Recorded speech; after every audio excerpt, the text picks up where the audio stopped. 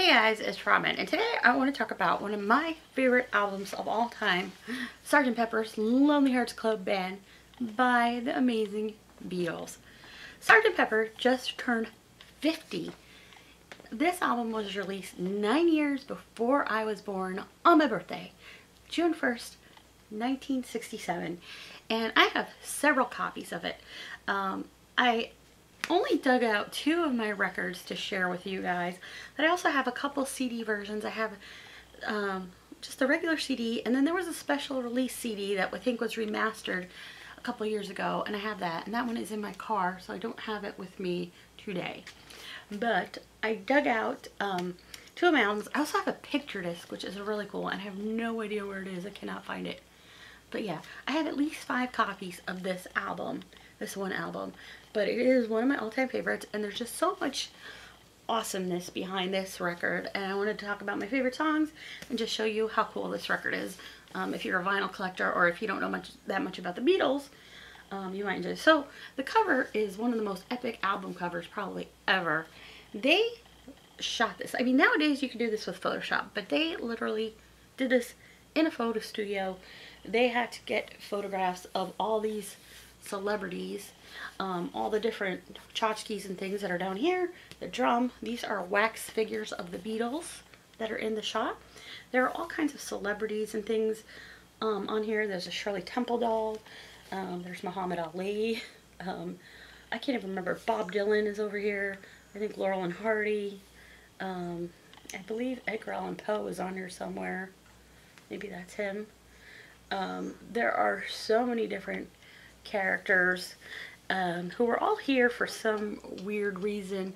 They picked them. I think that's, like I said, Shirley Temple doll, and it says "Welcome the Rolling Stones."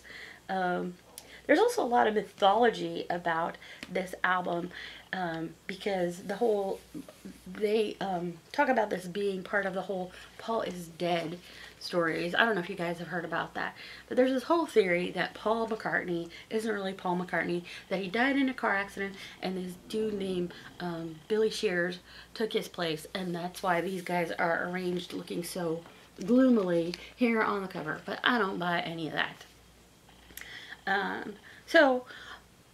And also, like, the colors, it's just so reflective of, like, 1967, Summer of Love year, bright psychedelic stuff, the hair, the mustaches. It's just so crazy. I love it. So, 1967, the Beatles were huge. They just came off, like, all this crazy touring, and they were like, we're not doing this anymore because it's crazy. And they wanted to reinvent themselves. And Paul McCartney came up with the idea of Sgt. Pepper's, that they could be somebody else. They could be a different band. They could be this Sgt. Pepper's group and sing these songs and not be themselves. So it was kind of like what they call the first concept album. Some people say there's other albums that are considered concept albums. Like there's a Frank Sinatra album, and there's some others that are considered concept albums. So this one is pretty much usually cited as one of the first big concept albums. And so they created these personas with these characters. I don't know if they all have names, or if Billy Shears was the only name they ever came up with, which I guess would be Ringo, because in the song they're like, Billy Shears, and then Ringo starts singing, you know. So I don't really know. I don't remember. And then they also have these costumes kind of in the Yellow Submarine movie as well. I have these really cool action figures from McFarlane. I'll try to put in a picture of them that were from the Yellow Submarine movie, but it's the Sgt. Pepper's costumes, which I absolutely love. So it's just so cool. I absolutely love this cover so much. It's one of my favorite images, and it's been spoofed so many times. I have a t-shirt I wear to sleep all the time, and it's the Simpsons version of this. I also have a pillow here that I got for my birthday last year that is the pug version of Sgt. Pepper's. It's also covered in dog hair because Penny likes to sit on this. This is really cool though. And I miss vinyl records so much sometimes. Like, this album is just epic. So this copy right here, let's see if I can find I think this one was in 1976 release. This does not have the cutouts. I'll show you the cutouts on the other one that I have. But this was considered a mint cover. The cover is in pretty good shape. The spine is not, and the back also looks pretty cool. So on the back here, you have all the lyrics for side 1, side 2, also here, and side 2. All the songs are listed and the lyrics are here, which is really cool. You have that awesome cover. This is another Paul is dead clue right here, maybe because he's not facing forward. I still don't believe that. So then inside you have this really great double fold here with the Beatles. And this is such a gorgeous, gorgeous copy. It's like really good condition. My parents didn't really listen to the Beatles all that much, so they didn't have these records. Because I have a lot of my parents' old records, and this was not one. Oh wait, this is the one with the cutouts. So one of the cool things is they wanted to include something fun for listeners, and this is not in the best shape, but it included these little cutouts. So you have Sergeant Pepper here and these sergeant stripes. You have another little fold, little band thing, the Beatles, a mustache. That's so awesome. Oh, it's so cool. And then the back looks really gross. Oh, I didn't think this one had the cutouts. Okay, maybe my other one is the one that doesn't have the cutouts. So, I don't know if this is the one I have that's in stereo. Does it say on here? Side here, we have the record, which actually is, I don't even see one scratch on here. It's so great. It says on here, Sgt. Pepper's Lonely Hearts Club Band, produced in England by George Martin. And I don't know if this one is in stereo. Here's the B side and side 1 upside down. It's not very helpful. It's so beautiful. Oh my goodness, it's really lovely. It is a lovely, lovely thing. This still even has the sleeve in here and everything. That is so cool. So there was this whole thing in the US and the UK where the Beatles albums were produced in a certain way, with a certain theme, with certain covers for the UK, and then they would release them in the US and they would release them in stereo instead of mono, and then they would also like do different covers and different arrangements of songs, which is not what the Beatles intended, which is what led them to want to do the Butcher album, which is a whole other thing. And I know someone who once found a Butcher album cover, which is really cool. But they had stopped doing that by the time Sgt. Pepper came out. But I do think there was a stereo version released in the US and not in the UK. I think that might be the lore. I'm going to have to look this up and confirm it because I could just be making this up. So that is my 1976 copy. I have this other one here that's a little more beat up. I think I bought this one earlier. This one is from, let's see if it has a date on here. It just says copyright 1967. I can't find a print date on this one. This one is definitely a lot shabbier. It's not as in good condition at all. It's also older. Well, I believe it's older.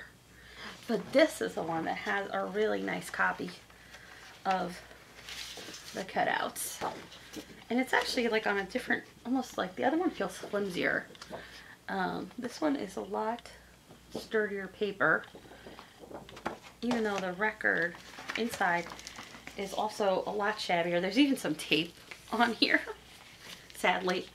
I think I bought this at like an old record store, a flea market or something. I can't remember. I used to also go to Beatles conventions, or I don't even remember. Or somebody could have given this one to me. I do not remember at all where I got this one.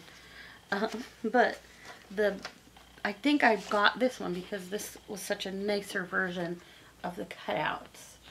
I can't remember. Let's see how the vinyl looks. This one has a different, I think this is different. It's got this cool wrapper in here. Oh, and this one looks totally different too. So this one says manufactured USA. This might be the US version. This one definitely has some scratches on it, but it's got the different label. Oh, that's interesting. So I don't know what year this one was from, but it's still pretty cool. And for me, the cutouts were worth it in this one. I think that's why I have this one. These are just so cool. I love this. It's like one of my favorite things ever. Like you don't get this kind of stuff when you download MP3s. I mean, maybe you get a music video sometimes or a PDF, but I don't know. I never look at that stuff. And one of the things I always loved about vinyl records was reading like the liner notes and reading the lyrics and stuff. I always just found that really cool. And I know CDs have that too, but I don't really buy CDs anymore. So now I also want to talk about some of my favorite songs on this album. I'm going to go backwards. So let's see. My least favorite song probably is Good Morning. I don't know. I just don't really like that song. It's not my favorite. Followed by Lovely Rita. Those are probably the ones I skip most often when I'm listening to them. Like, they're fun and catchy, but they're not my favorites. Next would probably be Fixing a Hole, which is, I mean, they're all great songs. But I would say Fixing a Hole is like my third from the bottom of the list. It's just not my favorite, but I still like it. Oh my gosh, and these are just all so great. Next would probably be Sgt. Pepper's Lonely Hearts Club Band, the opening song, and then also the reprise later, just because on a list of my favorites, you gotta rank them somehow. But that's just a great opening number. I think it just probably changed music when people first heard this album and listened to that, because it's like, what is going on here? And then you have the, Lucy in the Sky with Diamonds, which is just a classic Beatles song. It has so much cool imagery, like newspaper taxis appear on the shore. It's so cool. I have these little figures. I wish I would have brought them down, which is a newspaper taxi car, and it came with a Rita meter maid. If I can find pictures, I'll put that in too. That's part of my Beatles collection. One of these days I'm going to do a video of my Beatles stuff, because I have a lot of it, but it's mostly in storage right now. Oh, and I totally forgot about The Benefit of Mr. Kite, which is another amazing song, which was based on a poster for a carnival circus. It's so cool. I love all the words in that song. It's just so bizarre, but very cool, and not like any other kind of song. And the circus music in the background is just so cool. And then you have A Little Help from My Friends, a Ringo song, which is just fantastic and just such a classic. And you know, it was the theme for The Wonder Years too, which is just such a great song. Then you have where is it on here? Side 2, first song, is Within You, Without You, which I didn't used to like, but as I got older, I really developed like this appreciation of George Harrison, and I just love that idea that life goes on within you and without you. It's just, I think that's just pretty cool, and it's so George, very deep and spiritual and interesting. I'm trying not to miss any of them. Okay, then another song I absolutely love is Getting Better. Getting better all the time. It's one of those songs I listen to and I try to like focus on that kind of mantra, and when I'm feeling sad, it's a song that really helps me and cheers me up. Then one of my favorite songs, and it's one of my favorite Beatles songs of all time, it's She's Leaving Home. I just think it's such a sad song, but I just love it. I think it's amazing and beautiful, and I love listening to that one. It's Paul McCartney, and I'm a huge Paul McCartney fan, so I love the idea. I remember listening to that when I was younger, and when I left college and moved away to like another state, and it would really make me cry because I left home. Yeah, I love that one. And of course, finally, the best song, probably one of the best Beatles songs ever, is A Day in the Life. It's so epic. It is just one of these epic songs. If you ever get a chance to listen to an interview or read an article or a book about how that song is made, it was a real labor, but it's so cool. Paul and John had these two songs that they brought together, and there's all this orchestration, and George Martin pulled off all this stuff. That final note, that famous final note, was created by all these people hitting the same note on pianos at the same time, and they have that whole that orchestra crescendo. Oh, it's just so amazing. I love it so much. Oh my gosh, it's so cool. So you guys, do you love the Beatles? Are you fans of music? I want to hear if you are. Let me know what your favorite Sgt. Pepper story or song is. I'd love to hear about it. If you guys listen to the Beatles, do you collect vinyl? Let me know. And if you want to hear more about my Beatles fandom, or if you want to hear more about my Beatles obsession, or see more of my record collection, let me know as well. Make sure you hit that little subscribe button that looks like my face right here. That would be really awesome if you did. And I'm going to put in some other videos here for you to watch as well. And I want to thank you guys so much for watching, and thanks for being awesome. Bye!